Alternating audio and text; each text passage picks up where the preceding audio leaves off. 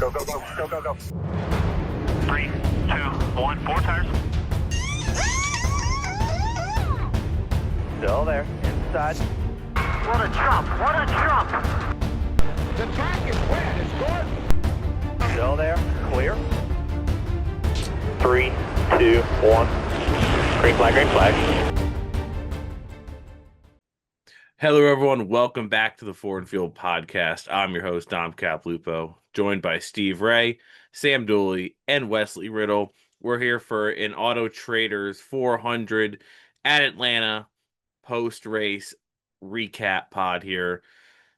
Another race, another Tyler Reddick win, 23-11 on top of the world right now, sitting 1-2 in the point standing, Steve. I mean, you can't draw it up any better. Win in court in December and just sit on top of the standings in February. I mean, it doesn't get much better than that. Yeah, it doesn't. I mean, I don't want to start out the episode this early with saying it, but I'm going to say it. It would be better if they were 1, 2, 3, but Riley Herbst made it a total of 157 laps today. But that's fine because Tyler Reddick and Bubba Wallace will carry the team on both their shoulders. And yeah, they're just great days all around for both of those guys. Like I said, leading the points first and second right now. There's no better team right now than 23-11. So they are sitting on top of the world right now. I mean, good Lord. I'm not even a minute in, and we got Riley Herbst slander. Deserved. Nice guy. Works hard. Ass. I mean, he's sitting ahead of his team owner in the points. I'm just saying. He's sitting in the front ahead of Denny Hamlin in points. I believe that's more of a slight on Denny Hamlin not being able to finish a race or finish a race well. Well, Sam, I don't think Joey Logano finished the race pretty well today. Hey, I think 18th, considering he got cleaned out by Cole Custer ARCA breaking him, was not that bad. Okay, there was definitely the 22 was through that wreck whenever the 24 decided to pit from the wall, which first of all wasn't Joey's fault to begin with, and then you throw in the fact that he's just avoiding the wreck, and the 41 decides that he does not want to touch the pedal on the left. He's just going to keep flooring it straight through the 22 and clean him out.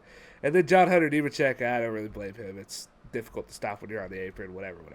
But Cole Custer's an idiot. Just a downright idiot. But Joey finished 18th. He got through with a third and 18th in the two demolition races. I think he's like 6th in points going into the actual schedule. So it'll be interesting to see how all the points play out, because points actually matter. So 2 races can really screw you up now. Yeah, I mean, that's an exciting point that you bring up, is like, it's not sitting here looking at Tyler Reddick with 10 playoff points and just having an advantage when it comes to the playoffs. He sits there with a 40-point lead, but I mean, that's huge. It's more important than what it was in the past 11 years. So very important lead for Tyler Reddick to get off to, Wes. Yeah, I think it's definitely a statement for him just after a winless season last year. I feel like he was ready to come out with a vengeance and just kind of take back over. He wasn't really part of a lot of chatter the later half of last year, so it's nice to see him and Bubba Wallace too, right? Just after everything they had to go through in the offseason with the lawsuit, I knew a lot of that didn't weigh on their shoulders, but obviously it plays a mental factor in just kind of their overall season. So it's nice that they can both kind of start the season on top, and Tyler Reddick with the points lead, Bubba Wallace right there in second. Yeah, so you mean you're sitting 2 races in, 24 races to go. Never too early now to start looking at points. I mean, you got some surprising names in the top 16 in points right now. You got, I don't know if Hocevar is really surprised, but you got him in 4th. Zane Smith is 5th after 2 strong showings the first 2 weeks. Daniel Suarez is 7th in points right now. And you've got Noah Gragson's in 12th.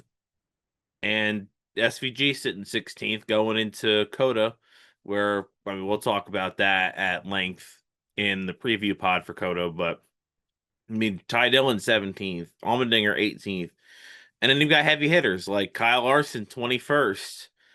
Like I mentioned before, Denny Hamlin 27th in points, Christopher Bell 31st, Alex Bowman 32nd, Ty Gibbs 33rd, and Connor Zilisch, he's sitting 36th. I mean, it's not, I don't know when it is time to hit the panic button, but it's gonna be soon.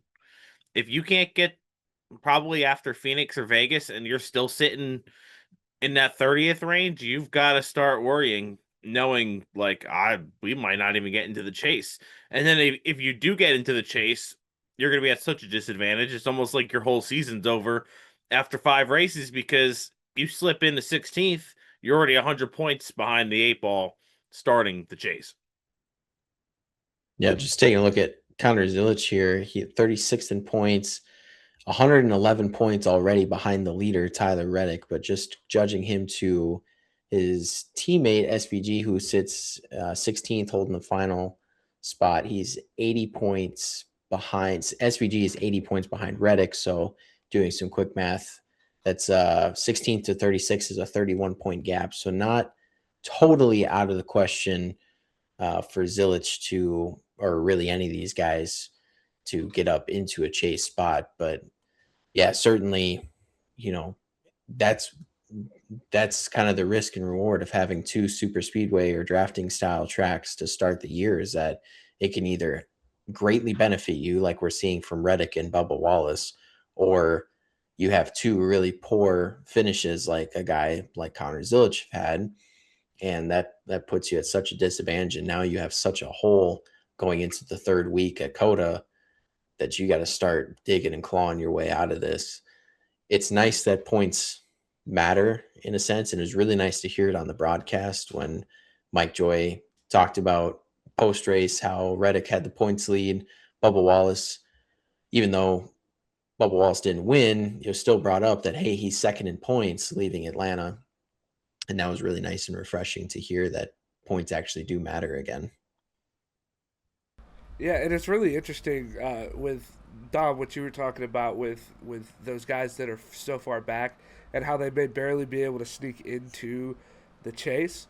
But Denny Hamlin, I can't remember the exact number that he said, but I think it was top 3 seed is what he's looking at. Like if you're not a top 3, he thinks the champion's going to come out of those top 3, which that makes sense. If you're a top 3 car throughout the year, then for 10 races, more than likely you will be a top 3 car as well. But just in general, if you're looking at someone like a Kyle Larson that's, that far back, obviously we're 2 races in, and if you look at it through the grand scheme of things, these races falling next to each other just makes the optics look bad.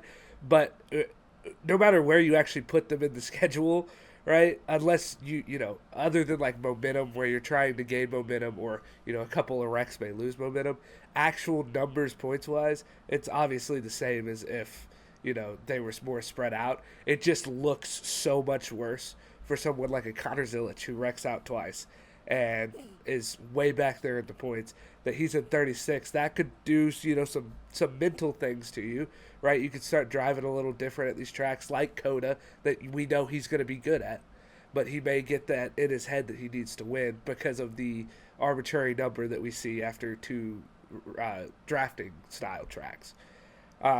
So it's really interesting. Like Steve said, it's awesome that they're talking about points again. It's awesome that points matter, and at the same time, it's you've got to understand that we're 2 races in, and I mean a 40-point lead for Reddick that's really, really good, and winners and losers, definitely those top 2 are winners. Honestly, you could see all of the drafting style people, the guys that are good at drafting style tracks, up there in like your top 5, top 10 in points. So it's a good way to get ahead, but I wouldn't, obviously call your season done after 2 races. I mean, just look at Christopher Bell. That wreck in overtime sends him from, just say he finishes 2nd to he finishes 21st. He loses 19 points right there. Those 19 points puts him right now he would be in 17th if he has those 19 points back. So, that's the difference between him being in 17th and 31st. And so wrecks like that are going to be more impactful this season. If this was last year, Christopher Bell was just like, oh, well, I'll probably end up winning a couple races anyway. So there's no worry, I'll get playoff points and the stage wins and everything, but just not working like that. And yeah, you're going to start, honestly, you might start seeing these top guys starting to press pretty early if they don't get things going here in the next few weeks. Yeah, So, it's nice to see stuff like that too, because exactly like you said, I mean, think back to last year when Christopher Bell won 3 out of the first 4 races. He, in a sense, could just hit cruise control for the rest of the regular season, knowing that he would bank these playoff points and set himself up well for the playoffs. Now we're talking about Christopher Bell sitting 31st in points, 100 points back of the points lead right now. And that's a big deal, and definitely puts some stress and emphasis on them turning their season around and quickly before they get further behind. yeah, so let's jump into the race itself. So first stage was caution free, went the full 60 laps, and Austin Cindric got the stage win there. It was Austin Cindric, Bubba Wallace, Kyle Larson, William Byron, Chase Elliott, Tyler Reddick, Kyle Busch, Joey Logano, Connor Zilish, and Ryan Blaney, your top 10 there in stage one. Then you had an incident with Ty Gibbs and Josh Berry mainly in turn three on lap 77. And you saw, I mean, two guys going for one hole is the best I could First of all, describe it. pause. Second of all, I put that more on the 55 because you don't need to make that The move. 55. Or the 54, excuse me. There is no fit. Michael Waltrip, it's on you. Hey. But I put that, in my mind, it's on the 54 because, it looked like the 21 was more in his lane, and he didn't really come up, and the 54 just kind of came down. It felt like the 21 was an innocent bystander of the 54 just not really, either his spotter didn't tell him exactly what was going on around him, or he didn't comprehend what was being told to him. But that was kind of just, and it was unfortunate because it took out the 21 needlessly. And honestly, the 54, he did really well last week, and he was looking to do really well this week. So that was unfortunate kind of for both of them. I don't necessarily think that Ty Gibbs is a bad driver because he made the move, but I think that it was just kind of a need to know your surroundings a little better. But it's also somewhat a racing deal because of how tight Atlanta is and how fast they're going with this new configuration. Yeah, and then luckily for Joe Gibbs, I mean, that could have taken out 3 cars of his right there. You could have taken out Bell and Hamlin. Both did get a little damage in that one, but they both kept going. And then you go to lap 104. You have an incident where Riley Herbst gets into the back of Austin Dillon. It turns Austin Dillon in front of the field, and then you get multiple cars involved. That took out Ricky Stenhouse. I think Todd Gillen got a piece of that one. Zane Smith got a piece of it. Cole Custer and BJ McLeod were also involved. Just seemed like maybe Austin Dillon may have checked up. Riley didn't check up in time. And then just kind of, everyone's kind of going just anywhere to avoid it and just kind of collateral after that. Yeah, where was Riley going in such a hurry? Filling in there. It just seemed, for me watching from the beginning of that race, it seemed like Riley Herbst just wasn't comfortable the whole time. I mean, he was trying to stay in line, but a lot of people were trying to just ransack him out of line. And so he was struggling. I'm honestly surprised he didn't get wrecked like before that incident happened. Because there were a lot of times where like a Larson or a Byron was trying to just force him out of line and he would somehow keep staying ahead of him. I was just waiting for them to pan away and see the 35 gone. And, I'll save that rant for later about the Fox broadcast, but let's just keep trucking along here. So then you have the Kyle Busch incident on lap 126. The broadcast seems to believe that he kind of just got tight, loose off of turn 2, went up, and then blipped the throttle, and then Noah Gragson had nowhere to go. Kyle Busch thinks otherwise. Kyle Busch thinks Noah didn't give him any break. He could have checked up and let Kyle gather it. Instead, just kept his foot in the gas and just kind of wrecked Kyle. I don't know if you guys saw what you guys saw as opposed to Kyle's view or kind of what Harvick and Boyer were saying. It's not Noah's fault. Yeah, I don't put this on Noah Gragson. It looked like the eight got up there in a hurry, so it to me it looked like a block, but it could have been him getting tight and needed to have a break. Either way, you're not entitled to where you are if you're the 8 car, right? So if you do have a certain issue where you get tight and you want to try and pull in line to save yourself from losing spots, well, that 4 car behind you's not required to cut you a break. I know there's a lot of give and take throughout the field, and that's kind of how this deal goes. But you can't then complain if you're shooting for a gap. Now, this is my interpretation from what it looked like to me is that he was a little tight in the car, and it didn't feel great for him, but that then caused him to try and cut into line real quick because he saw a small gap to make sure he didn't drop all the way to the back, and then the 4 just didn't cut him a break there, which, like I said, he's not he's not entitled to a break just because he's Kyle Busch, and so then that ended up taking the 8 car out. But I don't understand why Kyle Busch would be upset. I mean, I understand why he would be upset, but I mean, you got to understand too that the other guy's racing just as hard as you are, and everyone seemed to be racing at like 100% for like this entire race. Like they were taking these insane runs through the corner, and they were passing, and everyone knew how important track position was. So it was just a really aggressive race and a really aggressive move that ended up with Kyle Busch on the bad side of it. Yeah, everything happened so fast at Atlanta, so it's hard to put any blame on really anybody. I feel like with any incident that happens, but I feel like you're right about the give and take. Although a lot of the newer drivers and the younger drivers, it seems like give and take isn't really part of their mentality when they're on the track, and I feel like that's just kind of the new generation that's coming in.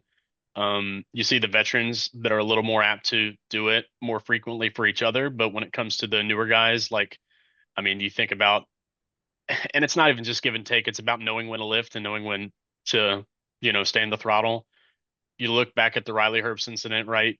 He could have probably lifted and avoided Dylan if he was a little more aware. I think this wreck, if Gregson was a little more conscious with watching Kyle, he should have known that Kyle was going to come up and try to take that run. And then even like later on, it's not give and take, but Zilish, I mean, he just, I think, obliterated the back of somebody in that incident. It might have been Bowman, where, you should know the wreck's already coming. I think the vets are a little more aware of knowing when to lift, but also knowing, to give and take a little bit better than some of these younger guys. But so could Gregson have lifted? Yeah. But at the same time, Kyle probably should have stayed down. The runs come too quick at this racetrack. Yeah, 2 examples I could think of right off the bat with experience is Chase Elliott. There was one point where Brad Keselowski was way out of shape in 3 and 4, and Chase Elliott comes steaming along probably 10, 15 miles an hour faster than Brad, but he lets up. He knows it's not the time to be hitting him that hard, probably wrecks him, takes care of him. And the other one is Denny Hamlin behind Logano when Hamlin hadn't got that wreck off of 4.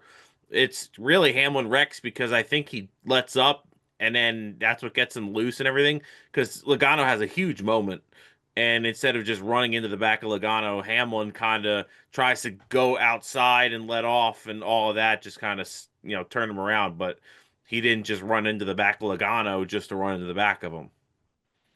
And I think it's interesting to look at guys too that have experience. The main one that I can think of is Kyle Larson. And we'll get to the incident that he had today in a minute, where that was just a stupid move. But then you look back, I think it was this past Atlanta one, where it was like stage one or something, and he just blocked the guy up into the wall. I can't remember the exactly when that happened, but I remember it was in Atlanta, and he just straight took the guy into the wall on the backstretch. And so it's really interesting that experience, having races doesn't necessarily give you experience, I should say, because it seems like Kyle Larson just has absolutely no clue what to do when it comes to anything that's drafting. The guy is a wizard when it comes to anywhere where you actually kind of need to know how to drive the car, but Jesus Christ, don't put him in a pack, because that guy is a ticking time bomb. And yeah, that was the next incident, was Kyle Larson, and he just chops down on SVG coming to the green-white checker for stage 2, and instead of just taking his third place stage finish, or fourth at worst if SVG beats him, he just goes from the outside line and just chops down to the inside like, SVG wasn't there. And, we got to have the Kyle Larson awareness talk, because, is there awareness? Does he have an awareness issue? Because when they played the, spotter audio, his spotter is saying, inside, inside, inside. The meme is, Natalie Decker at Bristol, inside, inside, inside, we're wrecked. Well, kind of what happened here. And then Larson's like, well, I didn't know we were 3 wide. And then he's like, well, you weren't. So it just seems like Kyle Larson, the awareness level is, if there's a deficiency in Kyle Larson's, abilities, it's definitely awareness. And it was unfortunate, not only for him, it was unfortunate for SVG too, who admittedly, ovals are not his thing, not his background. He was having a great run and was going to get a top 5 finish in that stage. And all of a sudden you just see this Kyle Larson's 5 car just keep coming down the track. And you thought, there's no way that this guy that's labeled as the best driver in the world is just going to turn down across his nose. And sure enough, he just kept going, like the 97 wasn't even there. And he would have been fine if it just kept in the grass. But then all of a sudden, he tried to correct it and went back and nosed into the wall. It's just such a completely unnecessary move, because this goes back to our talk about points. If this was the format from years past to the playoff format, Kyle Larson, no big deal. But he goes from running, I'm just looking at third in stage 1. He was going to run top 5 stage 2, setting himself up. Well, now he leaves 32nd finishing spot at Atlanta and only ends with 13 points. He gave up a ton of points today just from a stupid, boneheaded mistake of turning down across the car's nose when it was not needed. It was still way too early in the race to be doing something like that. And it cost him a good finish and a good chunk of points. And it cost SVG a shot at some good stage points as well.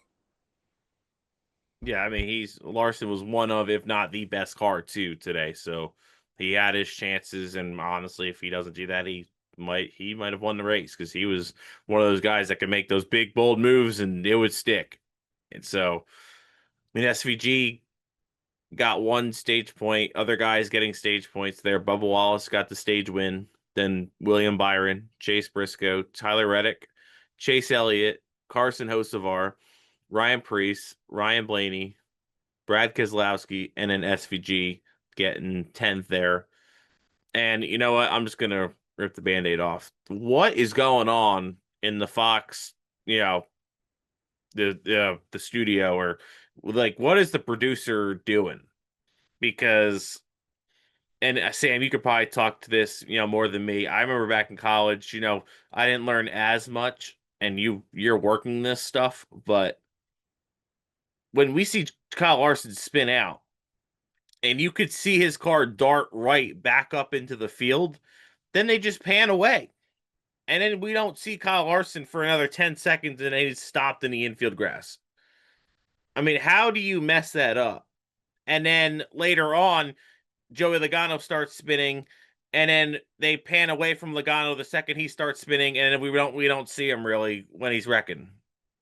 Yeah, the second one, the Logano one, was the one I really noticed, because that was once I was at home watching it, because ironically at work producing baseball during most of this race, but I saw the Logano one, so I can really speak on that, and that was bad. Like there's times, don't get me wrong, I had some this weekend because this was a crazy weekend for us. We had a whole bunch of sports going on, and I was at work. I told you guys I was at work for most of my waking hours, pretty much all of my waking hours this weekend. And so I fat fingered some buttons, and I hit the wrong camera every once in a while. And obviously it's on a grander stage there, and you've got all of these 50, 60, 70 cameras, however many cameras they have. And so it can get confusing, but it can't be when that's your job. Like my job is to switch between 4 cameras for mid-major baseball team that I'm putting on ESPN Plus. That guy's job, whoever that is, his job is to switch for Fox on national television for a nationally televised sport. And obviously I've gone on my rants already about how Fox needs to fix these issues because they're becoming systemic. Like they're obviously they're either keeping people around that are making the same mistakes, or they're hiring like this people that are doing the same thing. Either way, it's really a big problem, because like I made the analogy, I can't remember which video it was. I think it was last week, that if I make a mistake, I get yelled at a lot, and that kind of motivates me not to make a mistake. And it feels like whoever's making these mistakes, these simple mistakes, whether it be on graphics or whether it be on, you switch away from something that you should have seen happening, right? Or like the worst part to me is that it takes so long to get back to it. Like you should know exactly where you just came from. Whatever number you just called that you switched away from, you should be able to hot punch that real quick and get it right back up, because at least that camera's getting it, right? And you can at least fix it real quick. But it takes them forever, and it feels like, I don't know if it's an inexperienced crew or if it's just a lazy crew or what, but it just seems like it's a bunch of stupid little easy to fix mistakes that they are just missing on. And it's what's been pissing off most NASCAR fans about Fox broadcasts for the better part of at least the 2020s, even a little bit before that. I don't have the stats to back it, but just thinking back to like when I was a kid, and also when you go back and watch races from the 90s and early 2000s, the sense of urgency to get onto an incident happening on the racetrack was so fast. It felt like it was almost seamless with the broadcast. If they were like not even covering it before it happened and then switched away and then had to go back, it's just they could have been anywhere on the racetrack, and it felt like that they were catching the moment as it happened with obviously the click of a button. I mean, it was so seamless, so fast, and now I don't know where that transition happened. And like I said, I don't have the stats to back it. I don't know, camera totals, how many there were, how many people were working in the box to be able to switch it. But it just, the sense of urgency it's just diminished over the years. It's been constant. I feel like the last 6, 7, 8 years, it's just nothing's gotten better. And I hate that we aren't seeing improvement when there have been complaints for multiple years now. And it's just, I don't know. I feel like what Fox needs to do is sit these people down that they're hiring, or the people that they've already had, and go back and show them these old races and see how they get on incidents so quick, and just figure out a method that they can do instead of following the same patterns that keep causing these mistakes. But if they go back and watch these old races, or just learn from the people that used to work, and cover it, they could pick up, I feel like, on a lot that could be crucial for making these moments eye-catching for viewers, and also for capturing the moment as it happens, instead of minutes, or not minutes later, but seconds later.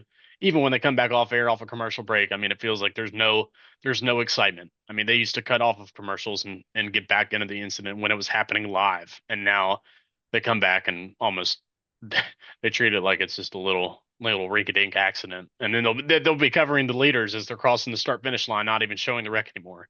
They'll go back and show a replay of it instead of showing the driver that just spun out. So they've got a lot that could do better. Yeah. Yes. And if we can't, if for whatever reason Fox moves away from NASCAR, can we please NASCAR, I'm begging you, get the CW in that spot. That booth of Adam Alexander, Jamie McMurray, and Parker Kligerman, those three need to be calling cup races on Sunday, because the energy that they bring, watching even just a highlight video of the race from Saturday, you would think that lap 7 was they were coming to the checkered flag. Just the amount of energy that they brought and every little move that they made. You would think, I think I heard that they were actually calling the race remote too. So to call the race remotely and to still have that amount of energy from green flag to checkered flag was incredible. Those three, easily my favorite booth, I think, ever. And that's going up toe to toe against prime, nostalgic Fox booth of Larry and DW and Mike. But those three of Adam, Jamie, and Parker was just top notch. They did an incredible job this weekend. I'll back that. It's in my opinion, but I also don't think it's a reach. I think it's the best booth that NASCAR's ever had on television. And I'm not saying they're, singly the best commentator. Everybody brings their own characteristics, but the best trio, the best three that have ever been in a booth, it's those three. There's nothing. I don't think there's a debate that you can make for any other booth that can match the three that show up on Saturdays. Yeah, and just the overall production quality that CW has blown me away. Um, it feels like it's head and shoulders above what Fox is doing. It feels like even though it's the second tier series, it's on par with the stuff that like Prime and the Prime and TNT crews, I believe, were the same one, and a lot of those guys were also NBC guys. If I understood kind of how they cast everyone for their roles, um, for like behind the scenes production, obviously there's different on air talent, but behind the scenes stuff, I understand there's a lot of overlap. So kind of that crew that's been doing real good work, and like we wait for Fox to be over so that we can see their stuff. It feels like the CW is really on par, and it's reflecting in viewership numbers too. Because Daytona was, if I saw correctly, it was a really well viewed race, and that comes with higher production quality and everything looking. If it looks good, I'm going to want to watch that race. And so that's kind of what the CW's been bringing, and that's what Fox has been lacking.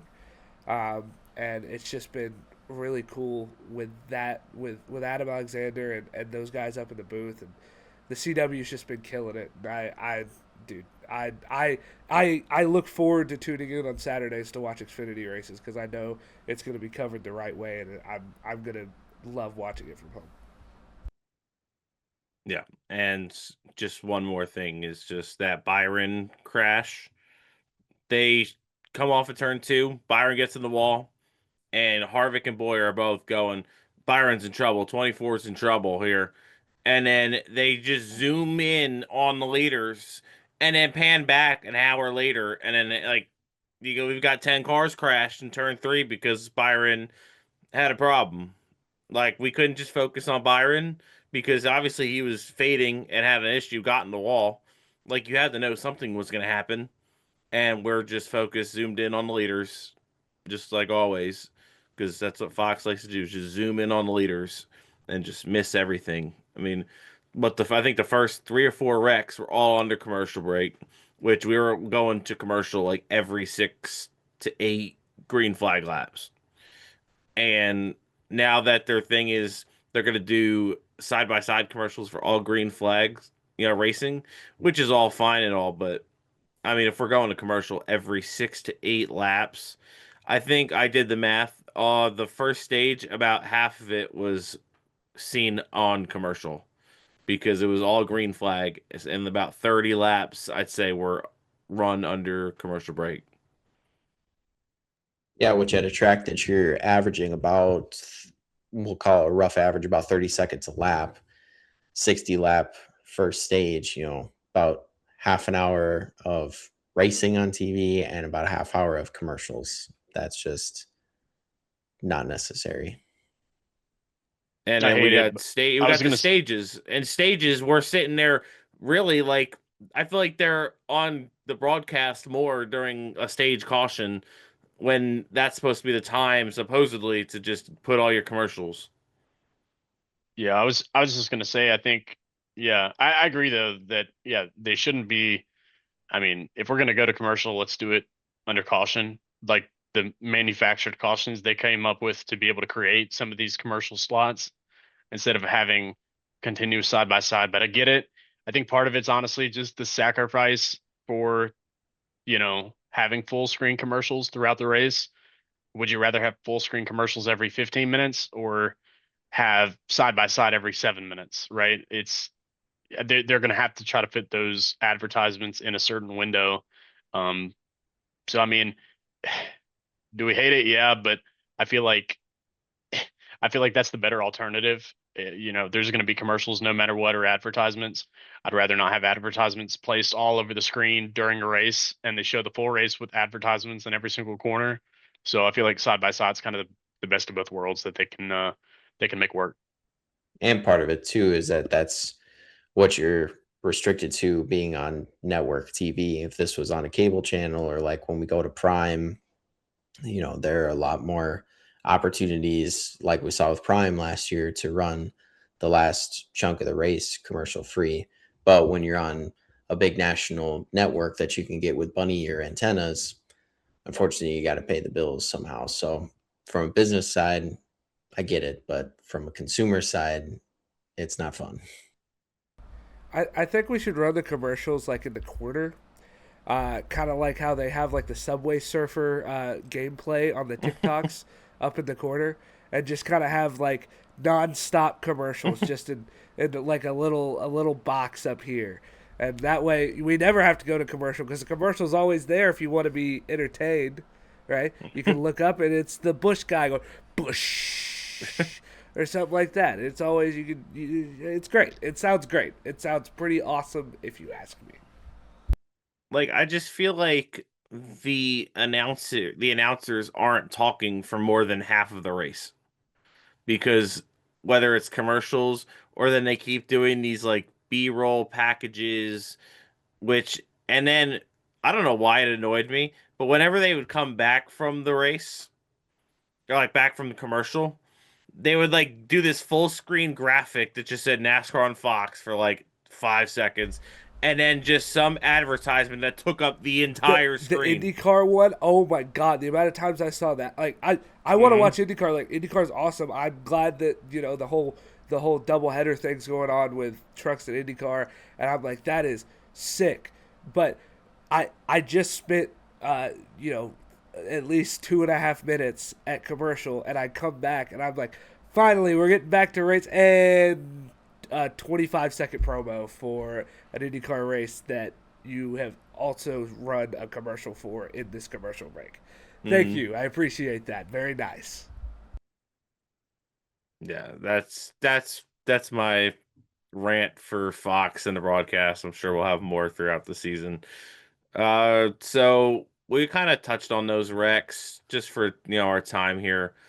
Let's just kind of get into the overtime wreck with Hocevar and Christopher Bell.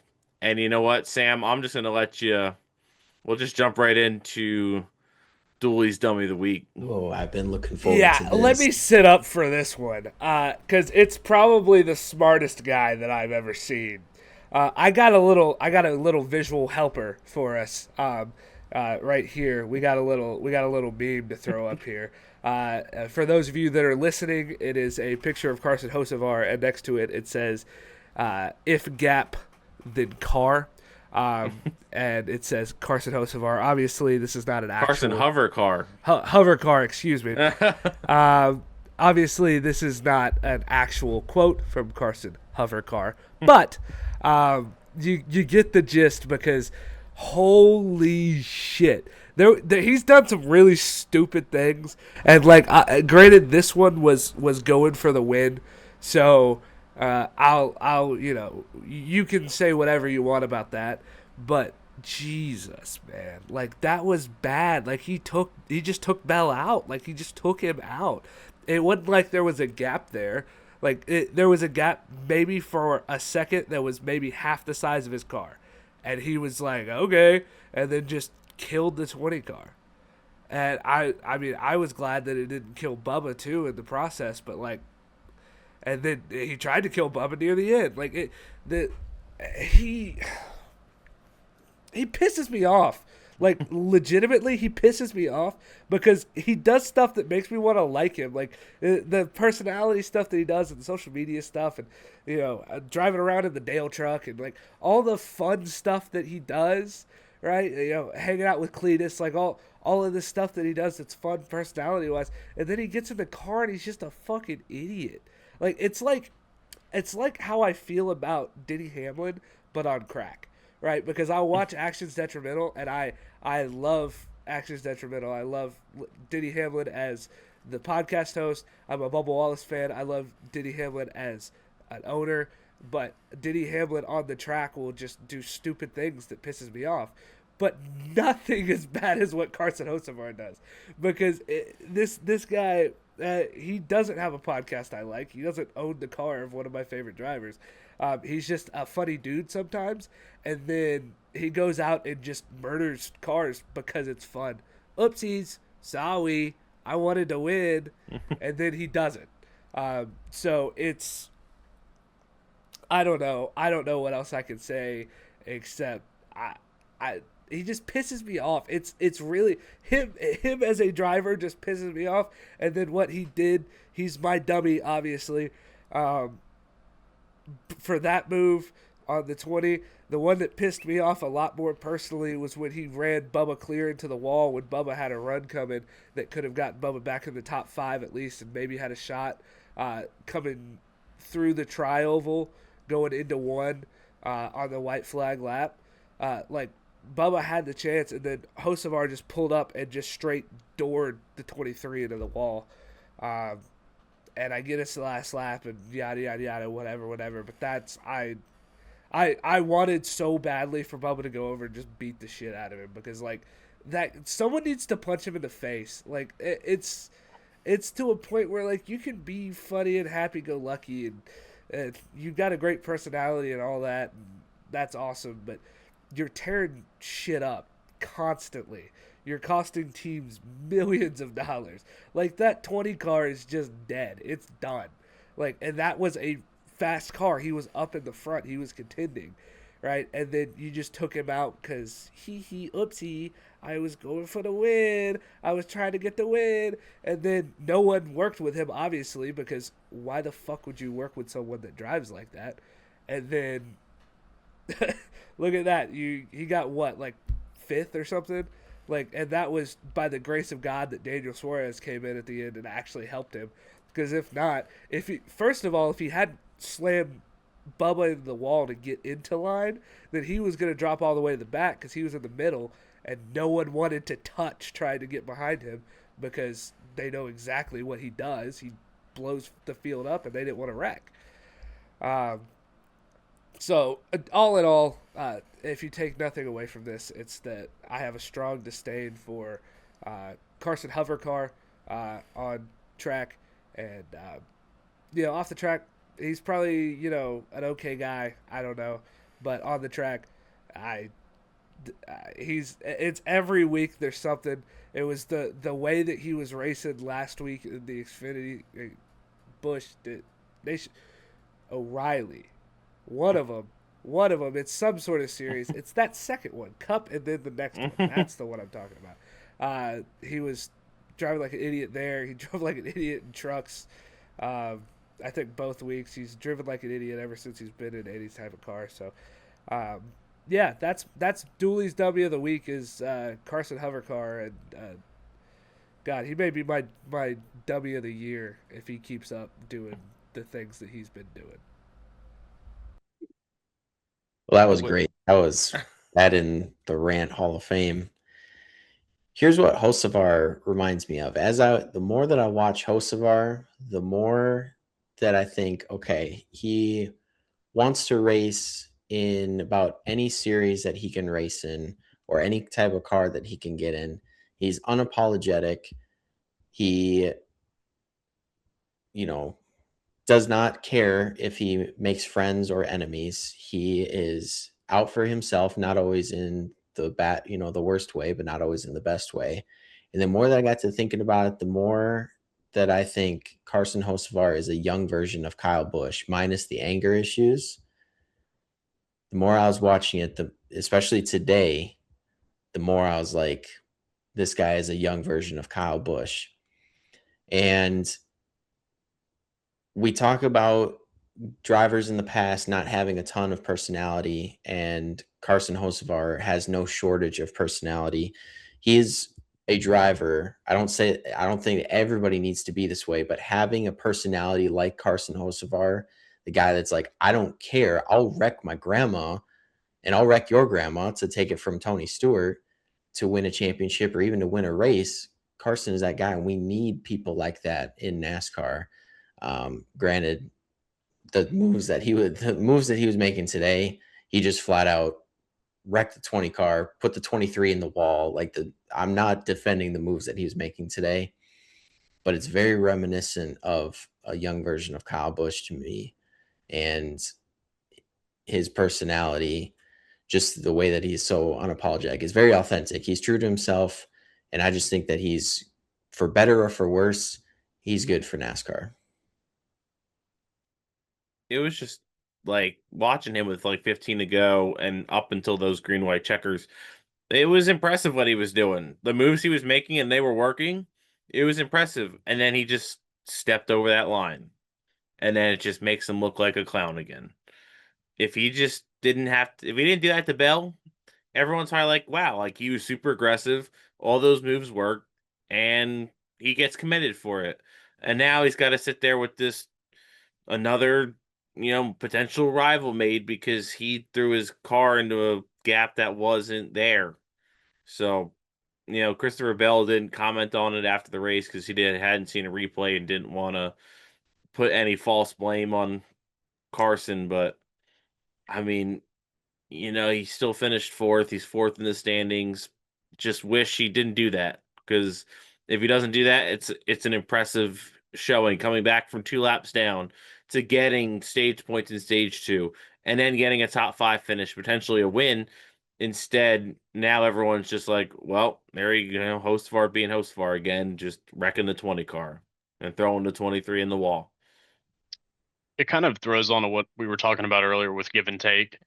I wanted to add, I did go back and watch the replay of Hocevar's onboard, and just to break it down a touch, not for too long, but he is kind of angling himself, a little bit low while Bell's going to the outside, and not far outside. He's not leaving the lane. He's not making a car length hole, but he is going outside, and that's when Hocevar gets bumped from Ross behind.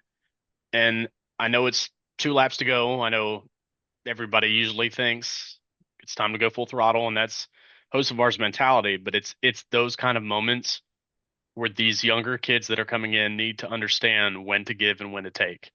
And there was no moment. It's not like Ross stayed in him. Hocevar had the opportunity to lift, and he didn't because he wanted to create that hole. And there was never a hole. There was a gap, but there wasn't a hole. And so circumstances they didn't add up. It's not like Hocevar just shot in the middle to shoot there. He kind of was, the push kind of led him in that direction, but he could have avoided it. And it's just the younger guys not really understanding to respect these guys that have been doing it and that know how to get a victory lane. Yeah, no, I think that's honestly the most accurate explanation you can probably get for just that incident. If you haven't seen it, go check out the onboard of Hocevar. It's posted, I think, on NASCAR, or someone's posted it. if you just search it on X, you'll find that video, no problem. I think a runner-up too. We didn't even talk about it, but what was Byron doing on the backstretch? Well, he said he had that no poor guy. steer. He said he had no steering, but I don't know. I don't know. He was He's- going straight for a minute, and then decided all of a sudden he was going left, and he Like sure he was went trying left. to That would be an interesting one he to was see the trying to SMT pit. for. Yeah, like he was Yeah. trying to pit or something, kind of Just like hope the like Denny Hamlin at Talladega last year. That's what I thought of. I was like, I thought Denny was dumb then, but then Byron did that and actually wrecked the whole field. Man, Larson's looked dumb, but at least he wasn't going that slow. And an honorable mention for W of the week is Sam Mayer, because what are you doing, baby? If you haven't seen the video, look up Sam Mayer. I don't even know what wreck post race. Sam Mayer post race. Look that up. He's rubbing on the side of Sheldon Creed's car, like, hell yeah, man, good job, buddy. And then he thinks that he's just gonna turn and go straight through the grass. And oh, brother, did he turn into backstretch Ryan Preece from last year's Daytona 500? Because that thing went up like it had hydraulics on it. That was insane. That looked like Mason Mingus in the trucks at Chicagoland. Yes.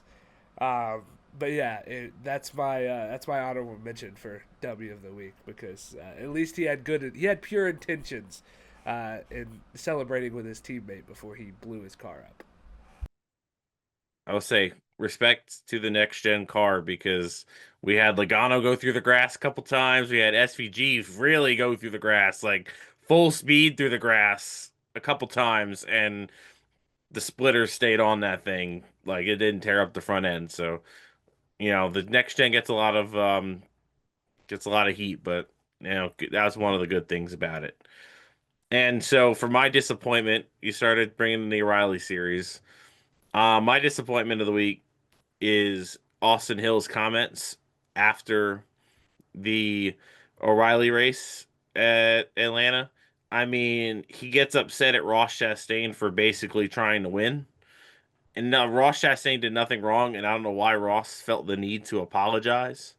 But, I mean, Ross went low, and Hill threw a late block and just couldn't hold it.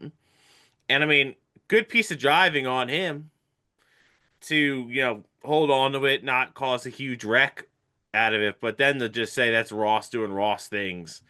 That's, what, going for the win? I mean, someone finally wants to challenge you for a win and is doing it successfully, and then you're going to get upset about it. I just don't think he needed to say that. And I mean, I know you're frustrated that you lost, but because he's not like Ross went down and then hooked you. He went down, was there, you came down and couldn't hold the block. So I don't know why you're putting anything on Ross Chastain there. Well, he doubled down on it in the interview too, and said, and I'll paraphrase here: when you're around Ross, expect to be firewall deep in the wall. Like, Austin Hill, you are not a saint. Can we go back to Indianapolis last year when you just right reared Eric Almirola? Go to Watkins Glen, you wrecked Michael McDowell. You can bring up all these examples. Just accept the fact that you got beat and that people don't want to work with you because he is really good on these style of tracks. So, but just to say, like, oh, when you're around this guy, I expect to be that. No, because you can't say that. That is being a hypocrite. You can't do that, man. Yeah, I mean, congrats to Sheldon Creed finally getting that first career win. I think everyone liked that. Everyone in NASCAR was excited for that. I've made fun of it. My dad always calls him the nerd. The first thing that I texted my dad was the nerd finally did it. And then I immediately followed up with actually nerd won too, because Retzloff got second.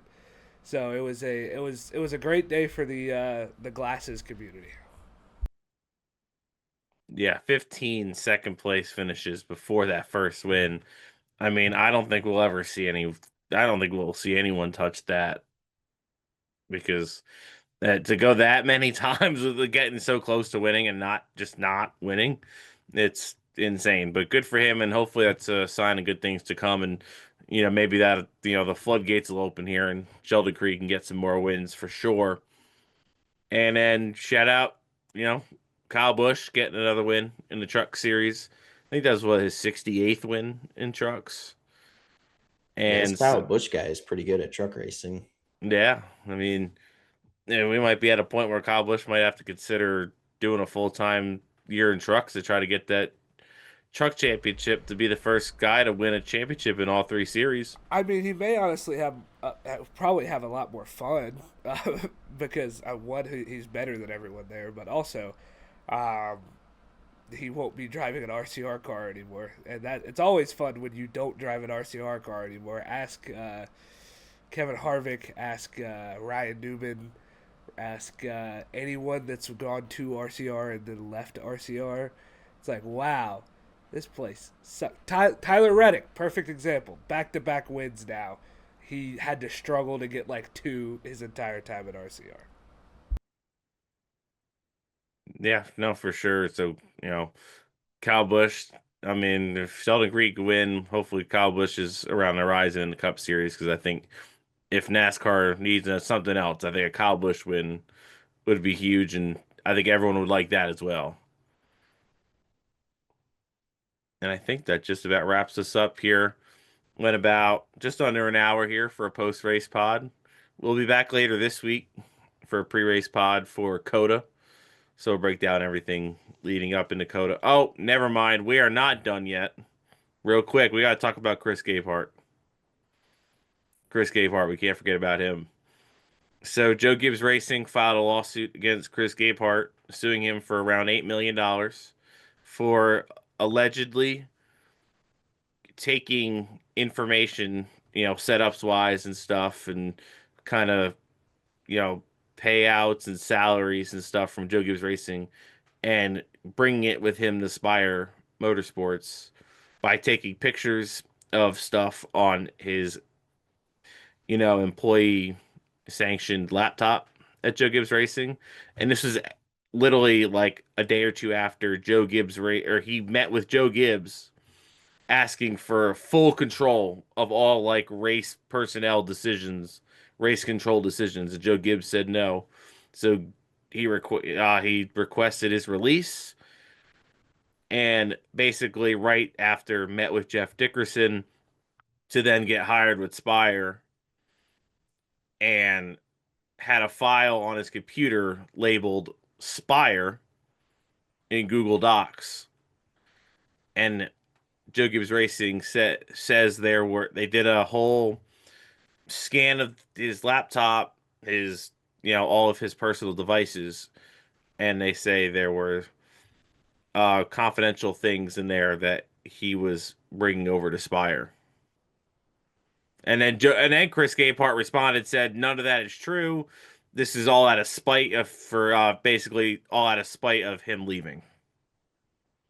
Yeah, he even said that he entertains the idea of going to court to prove that he didn't do anything wrong. He even offered to have them check over Spire systems too, and Joe Gibbs Racing said no, but they went ahead with filing the lawsuit anyways. This is very, very, this is going to get juicy here, and this is going to be a lot of fun. But if, in fact, there was a folder labeled Spire, I just got to ask, how stupid can you be? How stupid can you, and to put it on like a Google Drive, dude, get one of those little USB flash drive things and like load it on there. Don't incriminate yourself. And it's certainly, don't label it Spire. Label It's it way like too stupid. Like in my head, this is way too stupid to be true. Yeah. Like he's too smart of a guy. Like we know he's like he was one of the best crew chiefs for a while there. Like he's way too smart to do some stupid shit like this. Like Yeah. if he did do it, he didn't do it the way that they're saying he did it, because the way that they're saying he did it would be the way that like an imbecile would try and steal information from a team. Yeah, if you're gonna do it, label it like vacation pictures or grandma's recipes or Or something not like that. Spire. Or not Spire. Definitely not. I'm not stealing not stealing. Yeah. This folder is full of non-stolen information, not going anywhere. Man, if what's being said is true, like how stupid you got to be to do that? Do you guys so do you find it weird because I'm almost certain that he was hired in November, not Oh, far absolutely. after. Yeah. And then they waited until all this stuff came out to then announce that he's been hired as the chief motorsports officer. So do you think it's a little fishy that they just basically secretly had him hired for 3 months before saying something after a lawsuit was taken out against him? Yeah. Yeah, because especially now with Spire's name being attached to it, then obviously Spire, I'm sure, would have to put out some sort of like comment or something like that. So then you might as well just let the cat out of the bag that, well, why did Chris Gabehart have a Spire folder in there, allegedly? Well, might as well announce that he got hired. So I think definitely, especially if the meeting with Jeff Dickerson was right around that time, yeah, he was hired on for sure. And they just kept it under secret for a few months. At the end of the day, this is all just a conspiracy by Carson Hocevar to wreck more race cars. That's all he's here to do. That's it. He's getting Gabehart in there so that he can get up to the front and start wrecking more important race cars. Because Stenhouse just didn't get his fix enough. He wasn't close enough to the front, so now he's taking out the 20 car.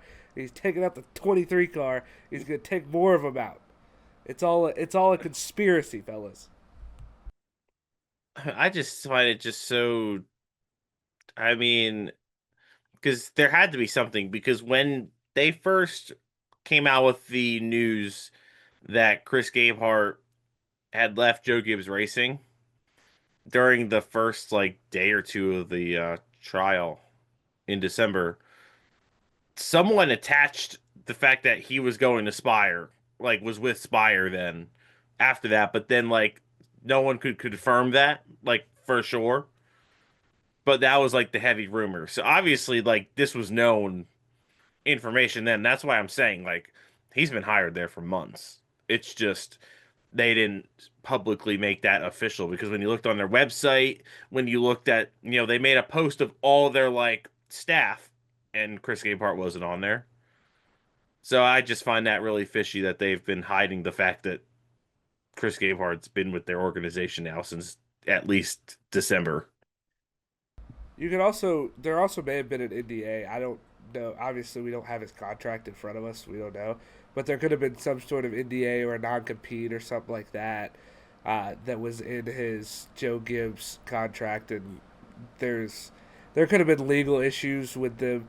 Even if they agreed by word of mouth legally, they couldn't put pen to paper until a certain point. So there's all that. So glad that NASCAR's coming back. I missed it so much. It's been a couple of months. It's great to be back. Yeah, can't wait to get our fix in NASCAR. So that'll actually do it now. Now we are over an hour, so that'll actually do it. If you're not following us yet, for some reason, all social media platforms at Forward Field Podcast. Subscribe on YouTube. Like the video. We appreciate that. Helps us keep this going. Comment on Spotify, YouTube, Apple Podcasts, however you're listening or watching this. So, for Wesley, for Sam, for Steve, I'm Dom, and we'll see you later this week previewing COTA.